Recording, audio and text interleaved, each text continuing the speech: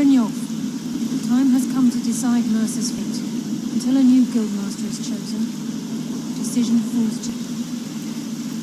Aye, lass. But I've come to a decision. Mercer Frey tried to kill both of you. He betrayed the guild, murdered Gallus, and made us question our future. He needs to die. You have to be very careful, Brynjolf. Mercer is a nightingale, an agent of Nocturnal. And it's all true. Everything I heard in the stories. The Nightingales, their allegiance to Nocturnal, and the Twilight Sepulchre. That's why we need to prepare ourselves and meet Mercer on equal footing.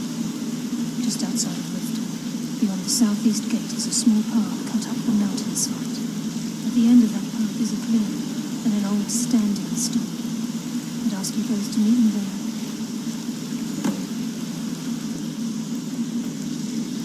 Need something?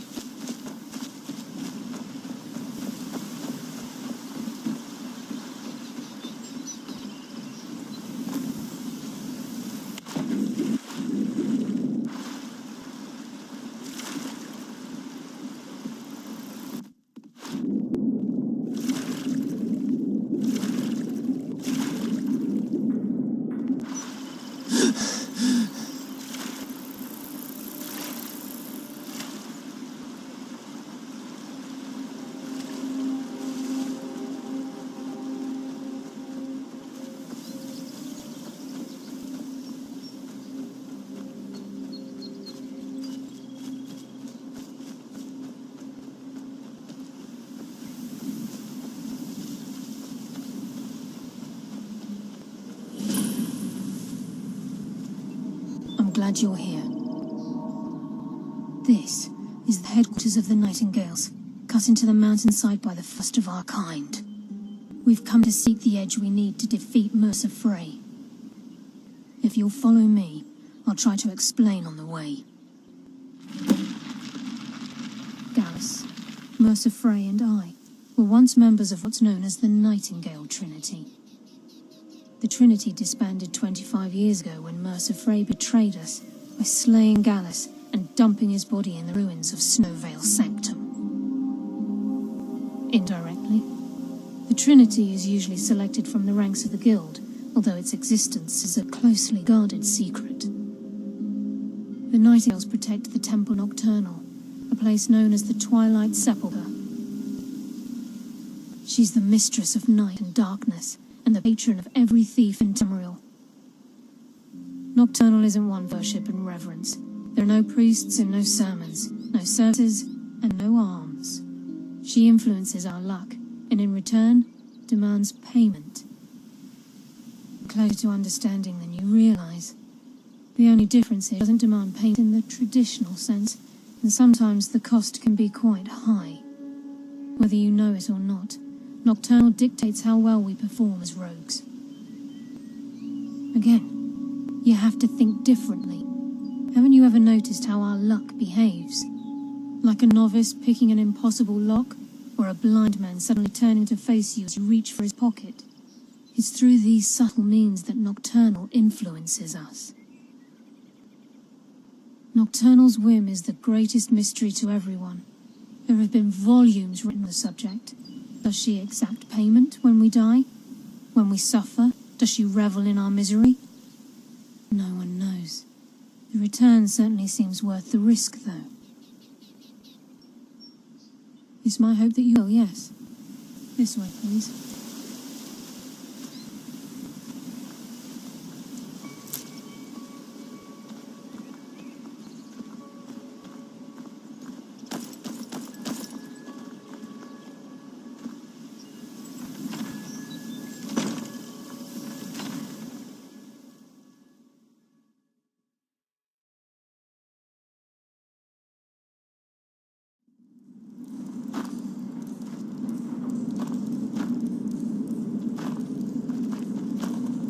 So this is Nightingale Hall. I heard about this place when I joined the guild, but I never believed it existed. The assumption that the Nightingales were just a myth was seeded within the guild on purpose. It helped divert attention from our true nature. What's wrong, Brynjolf? I can almost hear your brow furrowing. I'm trying to understand why I'm here, lass.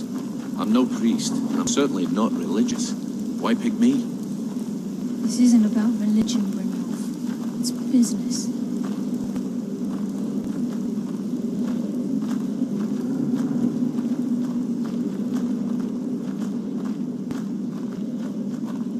This is Nightingale Hall. You're the first of the uninitiated to set foot inside in over a century. Now, if you'll both proceed to the armory to don your Nightingale armor, we can begin the oath. This is enough to make your head spin, eh?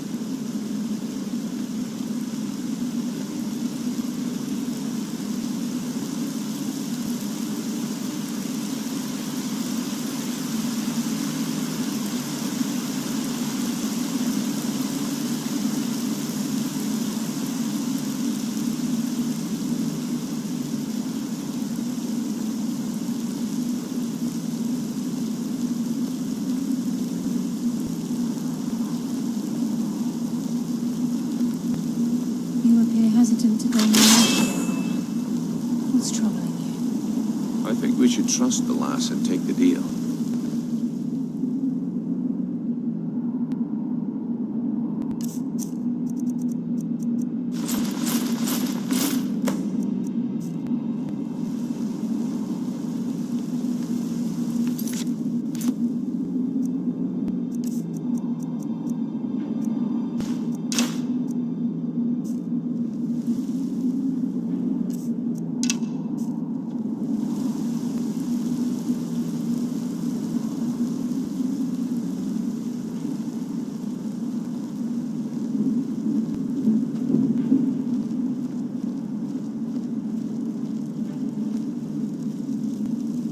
Okay, lass. We've got these get-ups on. Now what? Beyond this gate is the first step in becoming a Nightingale. Whoa there, lass. I appreciate the armor, but becoming a Nightingale? That was never discussed. To hold any hope of defeating Mercer, we must have Nocturnal at our backs. If she's to accept you as one of her own, an arrangement must be struck. What sort of arrangement? I need to know the terms. The terms are quite simple, Brynjolf. Nocturnal will allow you to become a Nightingale and use your abilities for whatever you wish. And in return, both in life and in death, you must serve as a guardian of the Twilight Sepulchre. Aye, there's always a catch. But at this point, I suppose there isn't much to lose. If it means the end of Mercer Frey, you can count me in. What about you?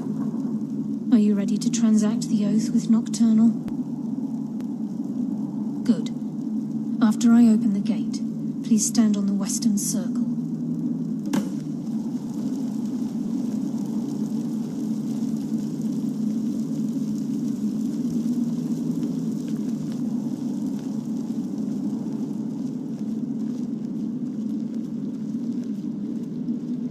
I think we should trust the lass and take the deal.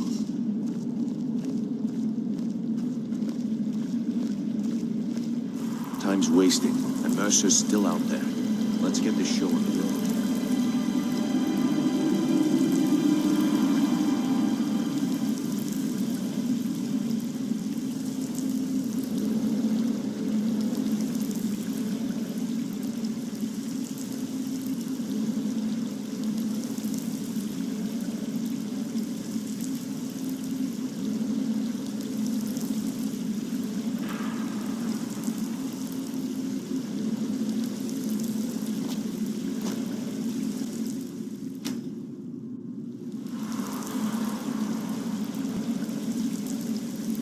call upon you, Lady Nocturnal, Queen of Murk and Empress of Shadow. Hear my voice. Ah, Carlia. I was wondering when I'd hear from you again. Lose something, did we? My lady, I've come before you to throw myself upon your mercy and to accept responsibility for my failure. You're already mine, Carlia. Your terms were struck long ago. What could you possibly offer me now?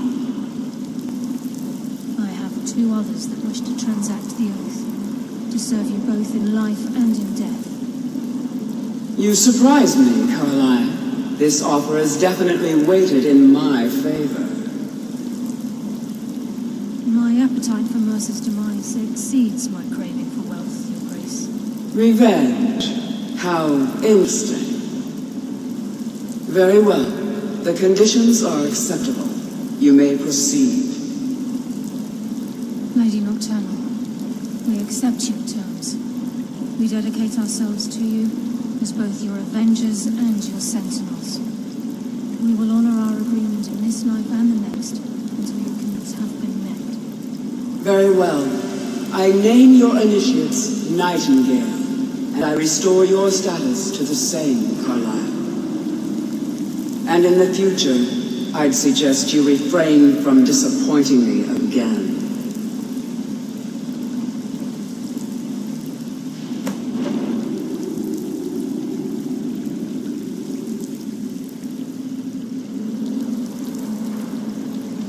Now that you've transacted the oath, it's time to reveal the final piece of the puzzle to you. Mercer's true crime. Mercer was able to unlock the Guild's vault without 2 keys because of what he stole from the Twilight Sepulchre, the skeleton key. By doing this, he's compromised our ties to Nocturnal and, in essence, caused our luck to run dry. Well, yes, but the key isn't only restricted to physical barriers. All of us possess untapped abilities, the potential to wield great power securely sealed within our minds. Once you realize the key can access these traits, potential becomes limitless.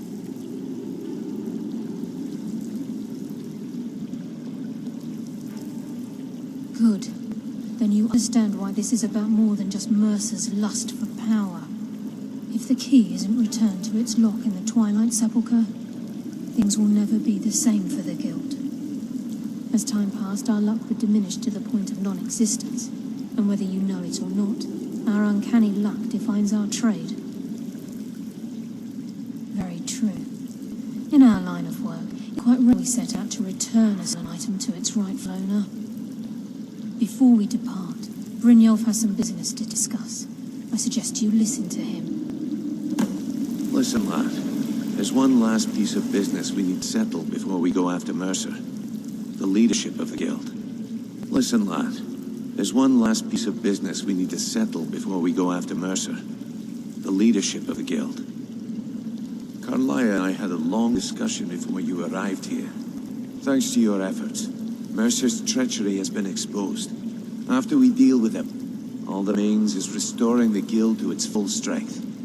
As a result, we both feel that you have the potential of replacing Mercer as leader of the Thieves Guild. I've been at this game a long time, my friend. A long time. I've stolen trinkets from nobles and framed priests for murder. I'm good at what I do. Maybe even one of the best. But it's all I know. I've never been one to lead. Never desired it, never cared for it. Don't want it. Well, we have a bit of an heir before your coronation, so don't get sentimental on me now. Then it's decided.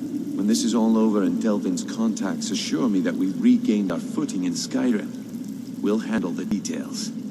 Until then, we have the task ahead. I've been poring over the plans you brought us, and I'm convinced the eyes of the Falmer are in the dwarven ruins at Erkenthad. Carlia and I will meet you there. Prepare yourself, lad. This will be a fight to remember. If you would have asked me that yesterday, I'd have said no. But now I think our chances have improved. Look, call me crazy if you like, But I trust Carlia. I don't think she'd lead us down a suicidal path. Besides, I'd rather die with some of Mercer's blood on my blade and spend the rest of my life regretting that I ran the other way. Aye, and some of what Carlia said is starting to make sense. Mercer may have damaged our reputation and raided our coffers, but this goes well beyond even his twisted form of larceny. Old Delvin kept calling it a curse, and we all laughed at him. Looks like the joke's on us. Until next we meet, lad.